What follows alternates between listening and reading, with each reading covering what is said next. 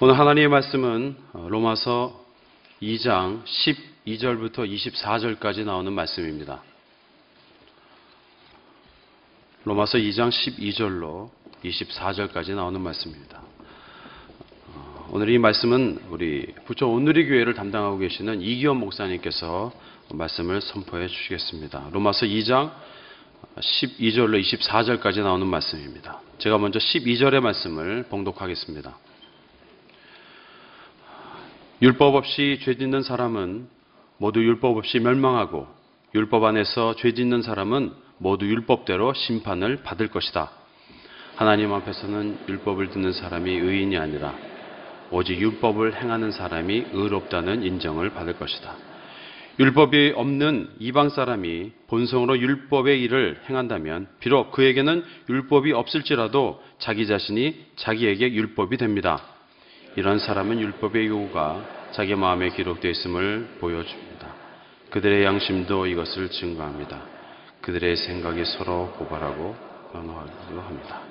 이런 일은 내가 전한 복음대로 하나님께서 그리스도 예수를 통해 사람들의 은밀한 것을 심판하실 그날에 일어날 것입니다. 그는 자칭 유대 사람이라 하고 율법을 의지하고 하나님을 사랑하고 율법의 가르침을 받아 하나님의 뜻을 알고 지극히 선한 것을 분간할 줄 압니다. 그리고 그대는 스스로 눈먼 사람의 안내자여 어둠 속에 있는 사람의 빛이요 어리석은 자의 교사여 어린아이의 선생이라고 믿고 있습니다. 이는 그대가 율법의 지식과 진리의 교훈을 갖고 있기 때문입니다.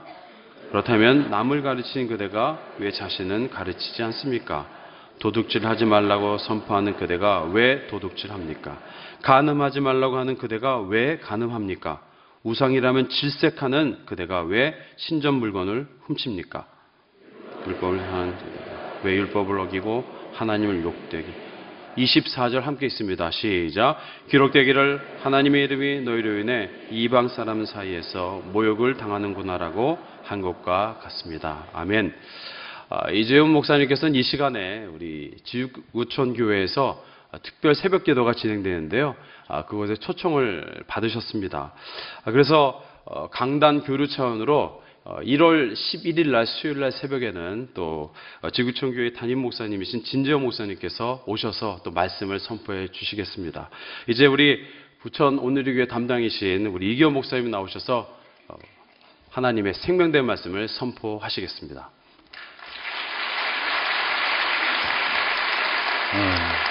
감사합니다.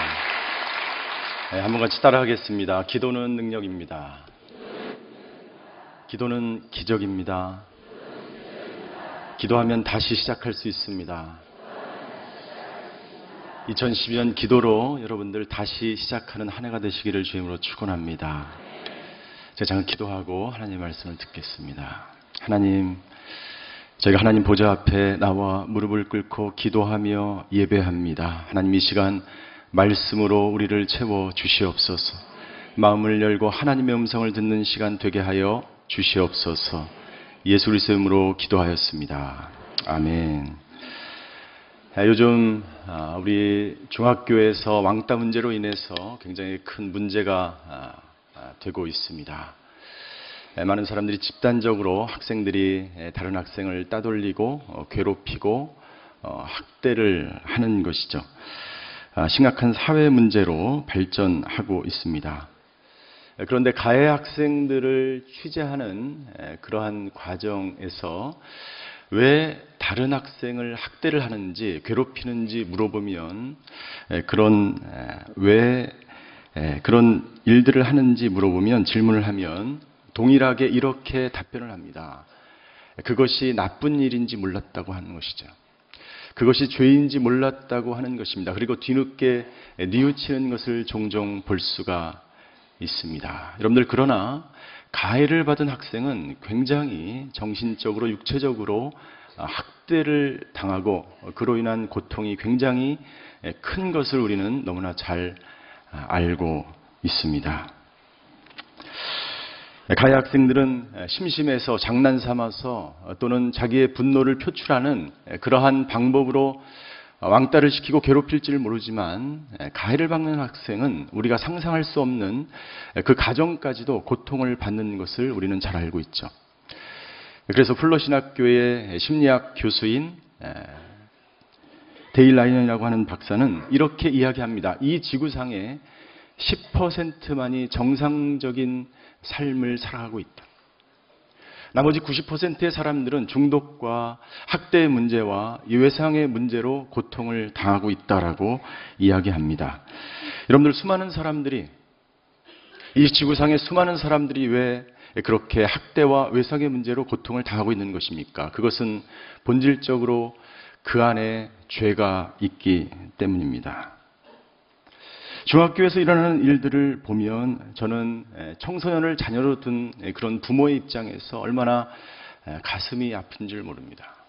아니, 어떻게 저런 끔찍한 일들이 우리 학교에서 일어날 수 있을까?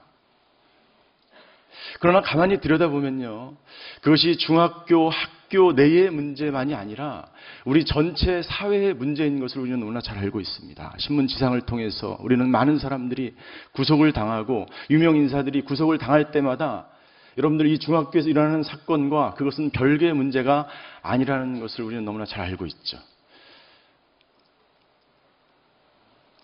이런 이야기가 있습니다. 아버지가 청년을 데려다 놓고 이렇게 이 학생이 공부도 안 하고 또 말도 잘 듣지 않고 학교도 잘 가지 않아서 그 학생을 불러다 놓고 이야기합니다. 야, 아브라함 링컨을 네가 아니? 아브라함 링컨은 너만 할 때 변호사가 됐단다. 그러니까 이 학생이 아버지한테 이러는 거예요. 아버지, 아브라함 링컨은요, 아버지 나이 때 대통령이 됐어요.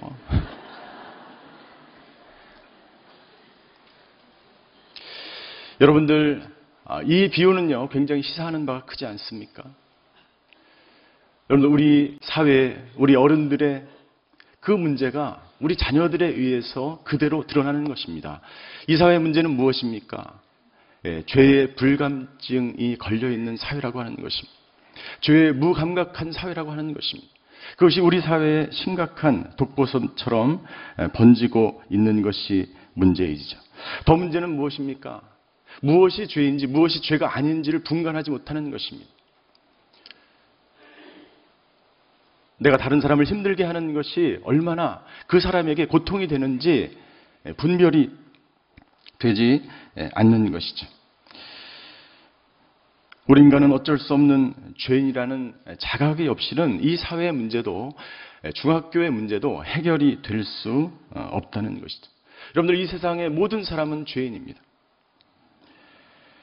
우리 인간은 단 3분간, 단 30초 동안 아무 생각 없이 있어도 우리는 죄를 생각할 수밖에 없다는 것이죠. 하루에 사람이 10만 가지 이상의 생각을 하는데 그중에 99%가 죄에 대한 생각이라고 한 학자는, 과학자는 이야기하는 것입니다. 이런 예화가 있습니다. 어떤 사람이 아더 코난 도일이라는 사람이 장난 삼아서 그 유명 인사들에게 다음과 같은 편지를 썼다 그래요. 그 편지의 내용은 이런 것입니다. 당신의 죄가 드러났으니 빨리 이 도시를 떠나십시오. 그리고 그 다음날 아침 일찍 그 사람들이 정말 도시를 떠났는지 확인해 보니까 그 도시에 있는 사람이 한 명도 없다는 거예요. 그래서 사도 바울은 이렇게 이야기합니다. 모든 사람이 죄를 범하였음에 하나님의 영광에 이르지 못한다라고 이야기하고 있어요. 죄에 대한 깊은 자각, 그 죄를 통해서 죄의 삭은 사망이요 심판을 받을 수밖에 없다는 깊은 자각이 없이는 여러분들, 인간은 구원받을 수 없는 존재라고 하는 것입니다. 그래서 그 인간을 구원하기 위해서 예수 그리스도가 이 땅 가운데 오신 것이죠. 그런데 어떤 사람들은 심판에서 제외될 수 있다라고 생각하는 사람들이 있었어요. 하나님은 분명히 모든 사람이 죄인이기 때문에 모든 사람이 심판을 받을 수 있다라고 이야기합니다. 그런데 어떤 사람들은 죄의 심판을 면할 수 있다라고 생각하는 사람들이 있었습니다. 유대인들입니다. 어떤 사람도 죄에서 자유할 수 없습니다. 그러나 유대인들은 그들에게 가지고 있었던 율법이 그들을 심판에서 자유케 한다고 믿고 있었습니다. 유대인들에게 있어서 죄의 기준은 율법이었죠. 유대인들에게 있어서 심판의 기준도 율법이었습니다. 그들은 율법을 가지고 있었고 율법대로 살아가려고 했고 율법을 지키려고 노력하였습니다. 율법만 있으면 그들은 죄에서 자유로울 수 있고 그리고 심판을 면할 수 있다고 생각했습니다. 그러나 바울은 절대로 그렇지 않다라고 우리에게 증거하고 있습니다. 우리 12절의 말씀 우리 같이 한번 읽겠습니다. 시작. 율법 없이 죄 짓는 사람은 모두 율법 없이 멸망하고 죄 짓는 사람은 모두 율법대로 심판을 받을 것입니다. 여러분들 율법 없이 죄 짓는 사람은 모두 율법 없이 멸망하고 여러분들 율법이 있건 없건 당신이 율법을 가지고 있건 그렇지 않던 간에 당신은 반드시 심판을 받을 것이다. 왜? 우리 모든 인간은 죄인이기 때문이죠. 여러분들 중요한 것은요, 율법을 소유했느냐가 중요한 것이 아닙니다. 중요한 것은 그 율법에 나와 있는 말씀대로 내가 살았느냐가 중요한 것이죠. 유대인들은 율법을 자랑했습니다. 율법에 대한 자부심이 있었어요. 그러나 그들은 문제는 무엇입니까? 율법대로 모든 사람이 그 율법에 나와 있는 모든 것을 다 지키면서 살아갈 수 없는 것이 문제이죠. 오늘날에도 사람들은 이렇게 이야기합니다. 저 사람은 법 없이도 살 수 있는 사람이야 라고 이야기합니다. 여러분들 법 없이도 살 수 있는 사람이 그 사람이라면 당신이 법 없이 살 수 있다면 당신이 심판을 면할 수 있다는 이야기는 아닙니다.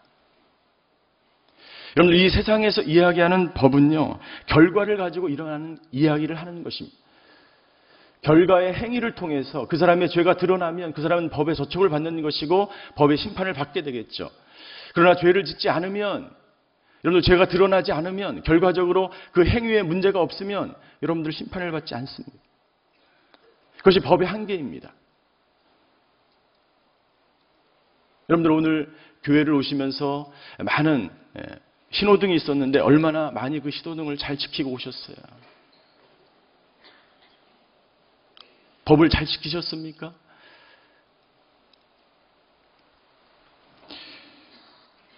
예수님은 이렇게 말씀하셨습니다. 형제를 미워하면 이미 살해한 것이고 음욕을 부으면 이미 간음한 것이라고 말씀하셨어요. 예수님은 행위로 나타난 결과보다 더 중요하게 여기는 것이 뭐냐면 여러분들의 마음이라는 거예요. 여러분들의 마음 가운데 죄의 동기가 있었느냐라는 것이죠. 그것이 더 중요하다는 것을 예수님은 말씀하고 있는 것입니다. 두 번째, 인간의 양심도 심판에서 자유로울 수 없다라고 바울은 이야기합니다. 첫 번째, 율법이 너희를 심판에서 자유케 하지 못한다라고 말씀하고 있고, 두 번째, 양심도 심판에서 자유로울 수 없다라고 이야기합니다. 우리 14절과 15절의 말씀 우리 한 번 더 같이 읽습니다. 시작. 율법이 없는 이방 사람이 본성으로 율법의 일을 행한다면 비록 그에게는 율법이 없을지라도 자기 자신이 자기에게 율법이 됩니다.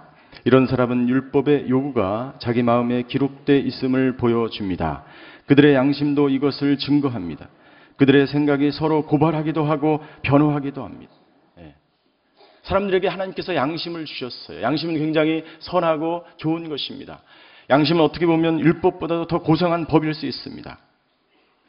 오늘 율법 없는 사람들, 그 사람들은 스스로 자기에게 율법이 된다고 이야기합니다. 무엇이 그것을 가능하게 합니까? 양심이죠. 제가 사전을 찾아보니까 양심이란 이런 뜻입니다. 사물의 가치를 변별하고 자기의 행위에 대하여 옳고 그름과 선과 악의 판단을 내리는 도덕적 의식이다. 이 새벽에 잘 머리 안 들어오시죠? 양심이란 뭐냐면 한마디로 얘기하면 선과 악을 구별하는 의식이라는 거예요. 선과 악을 구별하는 의식. 자기 스스로 죄를 지었을 때 양심에 의해서 우리는 심판을 받게 된다. 그러나 양심도 한계가 있습니다. 양심의 가책을 느끼지만 그것을 고백하지 않을 때는 여러분들 법에 저촉이 되지도 않고 아무도 그 사람에 대해서 죄인이라고 이야기하지 않습니다. 제 아들이요, 배가 고파서 대형마트에 들어가서 뭐 먹을 것을 라면을 사기 위해서 대형마트를 들어갔어요. 근데 대형마트에 가보면 요즘에 시식 코너가 많이 있지 않습니까? 그래서 우리 아들이 너무 배고파서 시식 코너를 돌아다니면서 이 전부 시식을 하면서 돌아다니는데 오징어 코너에 갔는데 오징어 한 마리가 놓여 있는 거예요. 그래서 이것이 시식 오징어인 줄 알고 그 한 마리를 다 통째로 이렇게 먹고 있었어요. 그 모습을 본 아줌마가 깜짝 놀라서 제 아들을 쳐다보고 있었어요. 그 고백을 아들이 저한테 하더라고요. 그래서 제가 아들에게 이렇게 이야기했습니다. 아니, 왜 그 오징어를 뜯어 먹었니? 저는 그것이 시식 코너에 있어서 시식하는 오징어인 줄 알았어요. 여러분, 다행히 그 일을 하시는 아주머니가 제 아들을 법적으로 고소를 하지 않아서 그렇지 법적으로 문제가 있는 것입니다. 양심에는 문제가 없겠죠. 여러분들, 이 세상에 양심과 율법과 그 모든 법적인 제도적인 장치들은 여러분들 한계가 있는 것입니다. 어느 누구도 완벽하게 심판을 면할 수 없고 이 세상의 어떤 제도도 양심도 율법도 죄와 심판에서 우리를 자유케 할 수 없다는 것입니다. 심판을 면하게 할 수 없다는 것이죠. 여러분들, 그렇다면 어떻게 우리는 심판과 죄에서 자유로울 수 있는가? 13절에 바울은 이렇게 이야기합니다. 우리 13절을 한번 같이 읽습니다. 시작. 하나님 앞에서는 율법을 듣는 사람이 의인이 아니라 오직 율법을 행하는 사람이 의롭다는 인정을 받을 것입니다. 여러분들, 우리가 어떻게 죄에 대하여 심판에 대하여 자유로울 수 있는가? 그것은 우리가 율법이 아니라 양심이 아니라 그것이 우리를 자유케 하는 것이 아니라 그것이 심판에서 우리를 자유케 하는 것이 아니라 하나님 앞에서 우리가 행할 때, 하나님 앞에 살아갈 때 우리는 죄에 대하여 심판에 대하여 자유하게 되는 줄 믿습니다. 거기에 하나님 앞에서의 줄을 치세요. 하나님 앞에서. 이 하나님 앞에서는요, 라틴어로 코람 데오라는 뜻이에요. 어디서 많이 들어보지 않았습니까? 코람은 누구 앞에 서고요, 데오는 하나님을 말하는 것입니다. 우리가 하나님 앞에 서 있을 때, 내가 운전을 할 때도, 마트에 갈 때도, 내가 사업을 할 때도, 내가 자녀들을 양육할 때도 하나님 앞에 서 있는 것처럼 그렇게 살아갈 수 있다면 여러분들, 그 사람은 진정으로 죄에 대해서 자유한 사람인 줄 믿습니다. 여러분들, 이 코람데오는요, 종교개혁자들이 여러분들 부패했던 중세 종교에 대항하여 하나님께 영광을 돌리며 하나님 안에 있는 삶을 살아가기 위해서 하나님의 권위와 하나님의 통치하심과 다스림 가운데 살아가기 위해서 항상 그들의 마음 가운데 새기면서 개혁을 일으켰던 단어였던 것입니다. 오늘 저와 여러분들의 인생이 코람데오의 인생이 되시기를 주임으로 축원합니다. 우리가 하나님 앞에 있을 수만 있다면 여러분들, 우리는 죄에 대해서, 양심에 대해서, 하나님의 심판에 대해서 우리는 자유로울 수 있는 것입니다. 여러분들, 사람이 어떻게 율법에 나와 있는, 말씀에 나와 있는 그 모든 계명을 다 지킬 수 있는 사람은 없는 것입니다. 오늘 우리가 읽은 13절에 보니까 오직 율법을 행하는 사람이 의롭다는 인정을 받는다고 이야기합니다. 어떻게 우리는 율법을 행할 수 있을까요? 그 방법도 마찬가지입니다. 내가 죄를 짓지 않으려고 노력해서 죄가 지어지지 않는 것이 아닙니다. 우리가 하나님 앞에 있으면 말씀은, 율법은 자연적으로 지켜지는 것입니다. 내가 하나님 앞에서 면전에서 하나님이 나와 함께 하신다는, 나를 지켜보고 계신다는 그러한 믿음과 신앙을 가지고 살아간다면 여러분들, 내가 율법을 지키려고, 죄를 짓지 않으려고 노력해서 이것이 이루어지는 것이 아니라 자연적으로 그 율법을 지킬 수밖에 없는 그러한 사람들이 된다는 것이죠.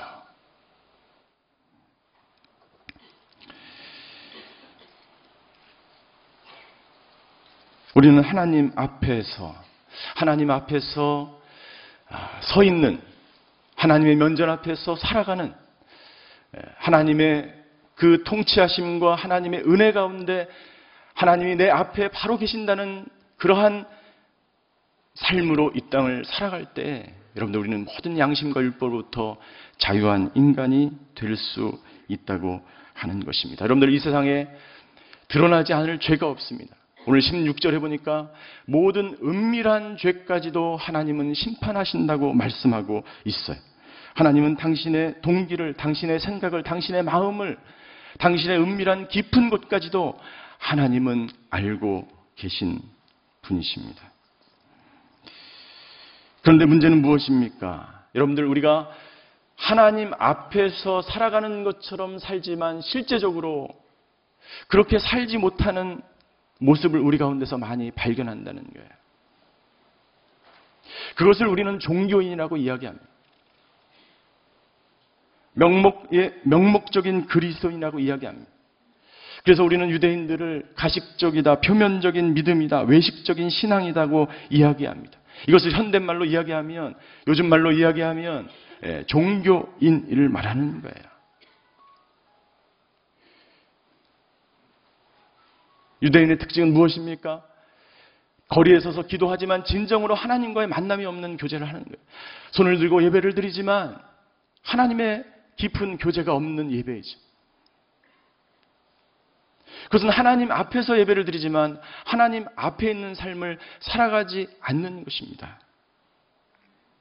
종교인들, 유대인들, 명목적인 그리스도인들의 특징에 대해서 바울은 이렇게 이야기하고 있습니다. 17절과 18절의 말씀을 같이 읽습니다. 시작. 그대는 자칭 유대 사람이라 하고 율법을 의지하고 하나님을 자랑하고 율법의 가르침을 받아 하나님의 뜻을 알고 지극히 선한 것을 분간할 줄 압니다. 여러분들, 종교인들의 특징, 당시 유대인들의 특징은 무엇입니까? 그들은 영적인 자망 가운데 빠져 있었다는 거예요. 그들은 영적으로 교만한 사람들이었습니다. 그들에게는 세 가지 자부심이 있었습니다. 첫 번째, 유대인들은요, 하나님께 선택받은 선민이라고 생각했습니다. 우리는 날 때부터 구원을 받았다고 생각했어요. 하나님께서는 유대 민족만을 선택하셨고 그 민족을 통해서 이 땅에 메시아를 보내주셨고 그 메시아를 통해서 이 땅을 구원하시고 축복하실 것이라는 선민 사상을 가지고 있었습니다. 그러나 그들은 불행하게도 그 선민 사상이, 특권의식이 그들은 영적 자만으로 빠지게 했고 하나님과 깊은 교제를 만나지 못하게 했고 그들은 종교인으로 전락하게 된 것입니다. 그들에게는 두 번째 자부심이 있었는데 그들은 율법을 가지고 있었습니다. 율법이 그들을 구원할 줄 믿었습니다. 율법을 듣고 율법을 쓰고 율법의 가르침대로 살아가면 구원을 얻을 줄을 알았다는 것이죠. 그러나 문제는 무엇입니까? 율법을 완벽하게 지킬 수 없다는 것입니다. 외형적으로는 지킬 수 있죠. 그러나 문제는 무엇입니까? 율법은 다만 죄를 깨닫게 할 뿐이라는 것을 모르는 거예요. 세 번째, 그들에게 자부심이 있었는데 그들은 할례받은 민족이라는 자부심이 있었어요. 그들은 외형적으로, 내일 나오는 본문에 보면 외형적으로 몸에 할례를 행하기만 하면 그것이 하나님의 자녀가 되는 징표요, 그것이 구원받는 징표라고 믿었던 것이죠. 이 세 가지 특권, 이 세 가지 그들이 가지고 있었던 이 자부심이 그들을 영적 교만으로, 타락으로, 종교인으로, 명목적인 그리스도인으로 빠지게 한 것입니다. 그리고 그들은 18절부터 20절까지 다음과 같은 것들을 자랑하고 있는 것을 볼 수가 있습니다. 그들이 이러한 자부심을 가지고 자랑하는 것이 무엇입니까? 그들은 율법의 가르침을 받아서 하나님의 뜻이 무엇인지를 알고 있었다고 이야기합니다. 유대인들은 선한 것을 분별하는 것을 자랑했습니다. 그들은 스스로 눈먼 사람의 안내자라고 자부합니다. 어두운 세상 속에서 자신들을 빛이라고 생각합니다. 다섯 번째, 어리석은 자들의 교사여 어린 아이들의 선생이라고 그들은 생각했습니다. 여러분들, 그러나 불행하게도 이 모든 것들은 영적 교만에서 나오는, 종교인으로 빠질 수밖에 없는 그런 자랑인 것입니다. 여러분들, 우리가 신앙생활을 하면서 경계해야 될 것이 바로 이것입니다.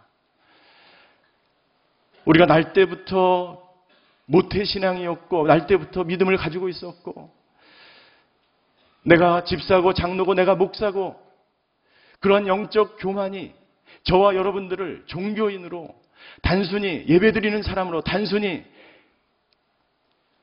하나님 앞에 진정으로 서 있는 것이 아니라 하나님 앞에 서 있는 것과 같은 종교인으로 우리를 타락시킬 수 있다는 것입니다. 이것은 유대인에게만 주시는 말씀이 아니라 그 유대인은 바로 저와 여러분들을 말하는 거예요.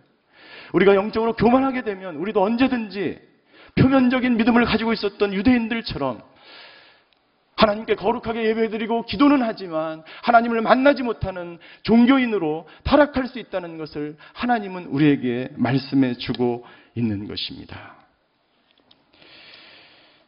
여러분, 우리는 자주 착각할 때가 있어요. 내가 좋은 교회에 다니면 내가 좋은 성도 같은 착각을 느껴요. 제가 그런 착각을 많이 했어요. 제가 온누리교회 부목사로 있으면서 온누리교회 설교를 잘하는 목사님도 많고 강의를 잘하시는 목사님도 많아요. 온누리교회가 부흥합니다. 저는 온누리교회가 너무 좋습니다.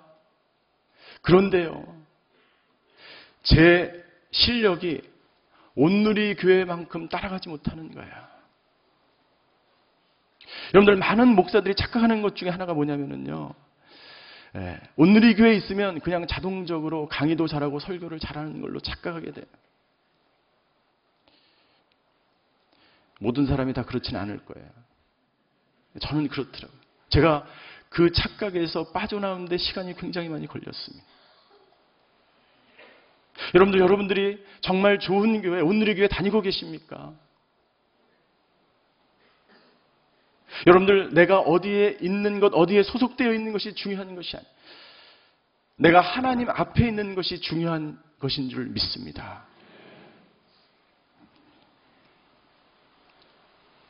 유대인들은 영적으로 교만한 삶을 살았어요. 그들은 외식적인 신앙을 가지고 있었습니다. 그들은 외형적으로 종교인들이었습니다. 그들은 명목적인 그리스도인이었어요. 그래서 딘이라고 하는 한 교수가 Almost Christian이라는 책을 썼어요. 거의 크리스찬. 그리스도인이 아니에요. Almost Christian이라는 책에서 딘이라는 교수는 이런 이야기를 합니다. 미국의 많은 청소년들이 교회를 떠나는 이유가 무엇인지를 거기 기록하면서 정말 하나님과 동행하고 믿음과 신앙을 소유한 청소년들이 그 교수의 조사에 의하면 8%밖에 되지 않는다는 거예요. 안타까운 일이죠. 여러분들 무엇이 청소년들을 교회가 떠나게 하고 믿음을 떠나게 하였습니까? Almost Christian이라고 하는 책에서 이 딘하고는 교수는 이렇게 이야기합니다. 청소년들이 교회를 떠날 수밖에 없는 이유는 기독교가 점점 도덕적인 신앙만을 가리키고 그리고 위로하고 치유하는 설교만 했기 때문이다. 죄에 대해서, 심판에 대해서, 하나님 면전에 살아가는 것이 어떤 것인지를 가르치지 않았기 때문에 도덕적인 신앙, 타협하는 신앙, 세상에서 살아남는 그런 믿음만을 가르쳤기 때문에 청소년들이 자연스럽게 교회를 떠날 수밖에 없고 많은 청소년들을 거의 크리스찬으로 만들었다는 거예요. 진정한 그리스도인이 아니라 Almost 크리스찬으로 만들었다는 거예요. 사랑하는 우리 온누리교회 성도 여러분들, Almost 크리스찬이 아니라 진정한 하나님 앞에 서 있는 그리스도인들이 되시기를 주임으로 축원합니다. 우리도 언젠가는 그렇게 바뀔 수 있어요. 거의 크리스찬처럼 살아가지만 크리스찬이 아닐 수 있습니다. 종교인으로 살아가는 것이죠.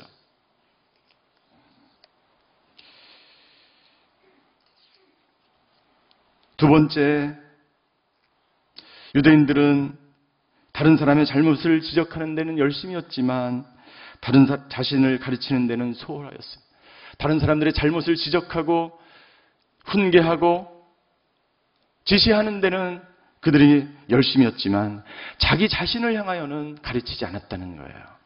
우리 21절과 22절의 말씀 같이 읽겠습니다. 시작. 그렇다면 남을 가르치는 그대가 왜 자신은 가르치지 않습니까? 도둑질하지 말라고 선포하는 그대가 왜 도둑질합니까? 간음하지 말라고 하는 그대가 왜 간음합니까? 우상이라면 질색하는 그대가 왜 신전 물건을 훔칩니까? 종교인들의 특징은 무엇입니까? 가르칩니다. 잘못됐다고 비판합니다. 비난합니다. 그러나 정작 자신에 대한 잣대는 여러분들 너그러운 거예요. 남을 비판하면서 비판의 기준은 날카로우면서 다른 사람을 비난하면서 자기의 기준은 여러분들 너무나 유연합니다. 남을 판단할 때는 엄격하면서 자신을 판단할 때는 관대합니다. 남이 부정을 해서 남이 부정을 하면 도둑질이고 내가 하면 당연한 권리라고 이야기합니다.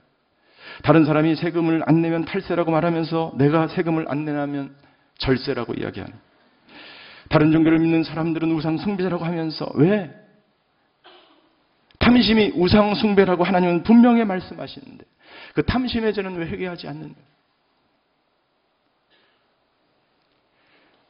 우리가 운전을 할 때 보면 너무나 잘 알 수 있죠. 운전을 해서 교통을 위반하고 끼어들게 하면 분노가 일어나죠. 욕을 막 여기까지 하고 싶죠. 저만 그럽니까? 그런데 내가 교통법규를 위반할 땐 관대해요. 나는 어쩔 수 없다. 나는 바빴다. 라고 자기한테는 너무나 관대한 것입니다. 종교인의 특징이죠. 다른 사람은 잘 가르치면서 자신을 가르치지 않는 유대인들, 종교인들의 구체적인 특징에 대해서 21절과 22절에 이렇게 세 가지를 기록하고 있습니다. 첫 번째, 도둑질하지 말라.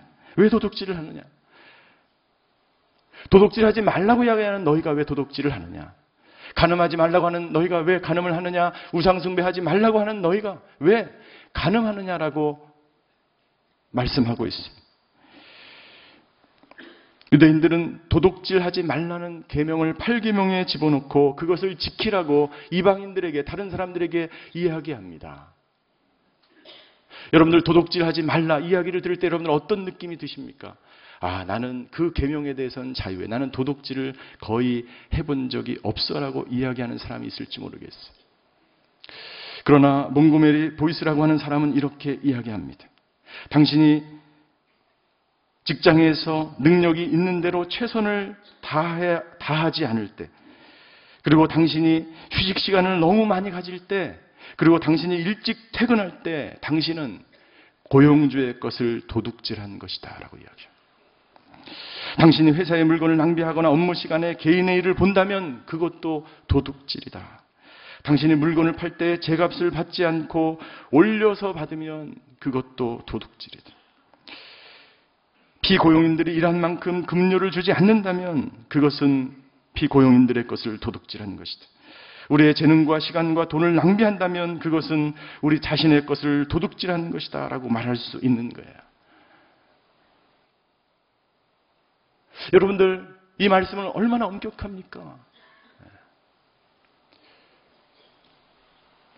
22절에 보십시오. 22절을 제가 다른 번역으로 읽어드리겠습니다. 남더러 간음하지 말라고 말하면서 왜 자신은 간음합니까? 우상수제 숭배하지 말라고 하면서 왜 자신은 돈을 신처럼 받들어 모십니까? 여러분들, 이 땅에, 이 세상에, 현대에 돈을 숭배하는 배금주의에 대해서 정확하게 성경은 우상 숭배라고 말하고 있습니다. 많은 사람들이 돈 때문에 감옥에 가지 않습니까? 많은 사람이 돈 때문에 양심을 팔고 있지 않습니까? 많은 사람이 돈 때문에 불화가 일어나고 관계가 어려워지고 힘들고 고통스러운 삶을 살아가고 있지 않습니까? 그렇다면 종교인과 다를 바가 없다는 거예요. 그 결과는 무엇입니까? 23절과 24절이. 우리 23절과 24절도 다 함께 읽겠습니다. 시작. 율법을 자랑하는 그대가 왜 율법을 어기고 하나님을 욕되게 합니까? 기록되기를 하나님의 이름이 너희로 인해 이방 사람들 사이에서 모욕을 당하는구나. 한 것과 같습니다. 여러분들, 유대인들의 위선적이고 외식적인 행동을 보면서 욕을 안 할 사람이 어디 있겠습니까?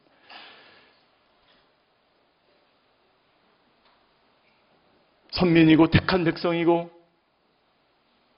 율법을 가진 사람들이었고 할례를 받은 사람들이었어. 그런데 그들의 모습은 가증스러운 것이었고 그들은 종교인이었고 타락한 종교인이었을. 그들은 표면적인 신앙을 가지고 있었던 거의 크리스찬에 가까운 사람이었지만 그리스도인들은 아니었어요. 여러분들, 우리가 기도하기 위해서 여기 모여있지만 하나님을 만날 수 없다면, 여러분들 오늘 우리가 기도가 끝나고 오늘 말씀을 들은 대로 우리가 기도한 대로 우리가 이 땅 가운데 나아가서 그런 삶을 살아가지 않는다면 여러분들 세상 사람들이 우리를 향하여 유대인이라고 이야기한다는 거예요. 종교인이라고 이야기하는 거예요. 여러분들 우리가 우리 자녀를 가리킬 때에 여러분들 우리가 세상에 나가서 직장에서 일터에서 가정에서 우리가 하나님의 말씀대로 살아가지 못하면 여러분들 많은 사람들이 우리를 욕할 뿐만 아니라 하나님을 욕한다는 거예요. 하나님을 욕한다는 거예요. 여러분들 아이들이 말썽을 피우고 아이들이 문제를 일으키면 죄를 지으면 우리가 뭐라고 이야기합니까? 너 아비가 누구냐 애비가 누구냐 이런 말을 하지 않습니까? 내가 죄를 짓고 내가 종교인으로 살고 내가 세상에 대하여 정말 다른 사람을 가리키려만 들고 영적 교만에 빠져서 하나님께서 주신 나에게 특권을 누리려고 하지만 특권에 대한 책임을 지지 않는다면 여러분들 세상 사람들은요 내가 아니라 하나님을 향하여 욕을 한다는 것입니다.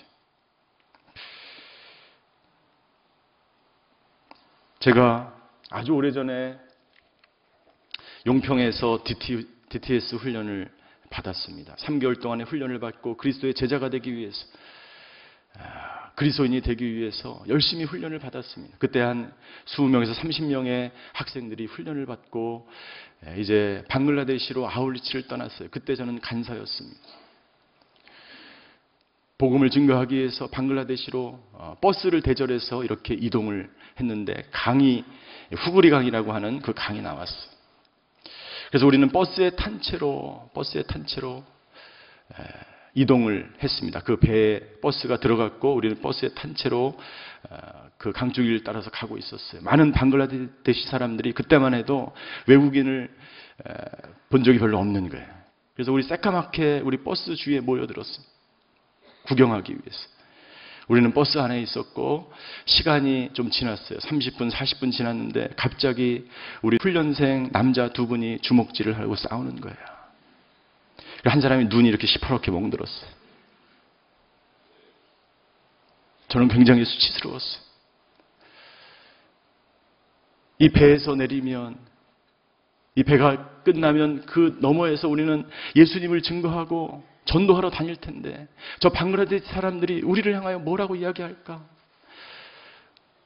여러분들 우리가 이 땅 가운데서 예수님이 이 땅 가운데 오셔서 화해자가 되셨던 것처럼 저와 여러분들의 죄를 위해서 심판을 면하기 위해서 화목 제물이 되셔서 죽으신 그 의미가 여러분들 무엇입니까?